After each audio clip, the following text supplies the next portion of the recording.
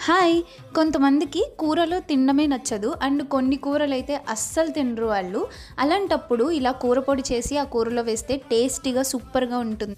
దీనికోసం ముందుగా ఒక బాండీ పెట్టుకోవాలి. స్టవ్ ఆన్ చేసుకొని అందులో లైట్‌గా ఆయిల్ వేసుకొని పచ్చిశనగపప్పు, మినపప్పు, మినపగుళ్ళన వేసుకోవచ్చు. పల్లీలు కూడా వేసుకొని లైట్‌గా ఫ్రై చేసుకోవాలి. అది ఫ్రై అయిన తర్వాత ఒక ప్లేట్లోకి తీసేసుకోవాలి. ఇప్పుడు హ్యాండ్‌ఫుల్ ఆఫ్ ఎండుమిర్చి కూడా తీసుకొని లైట్‌గా ఆయిల్ వేసి అందులో ఫ్రై చేసి అది కూడా ఆ ప్లేట్లోకి తీసేసుకోండి. ఇప్పుడు అదే బాండీలో లైట్‌గా ఆయిల్ వేసుకొని ధనియాలు, జీలకర్ర కూడా ఫ్రై చేసేసి అది కూడా వేసేసుకొని అవి చల్లారి పెట్టుకోండి. ఇప్పుడు ఇవి చల్లారిన తర్వాత జార్లో ఫస్ట్ ఎండుమిర్చి వేసుకొని మిక్సీ పట్టాలి. ఇది నలిగిన తర్వాత ఆ పప్పులు కూడా వేసేసుకొని లైట్‌గా ఉప్పు కూడా వేసుకొని మిక్సీ పట్టేయాలి. లాస్ట్లో వెల్లుల్లి కూడా వేసేసుకొని మిక్సీ పట్టేయడమే.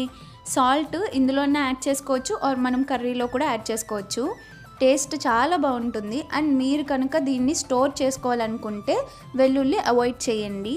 మీరు కూడా ట్రై చేసి ఎలా ఉందో ఈ కూర పొడి కామెంట్ చేసేయండి. Thank you.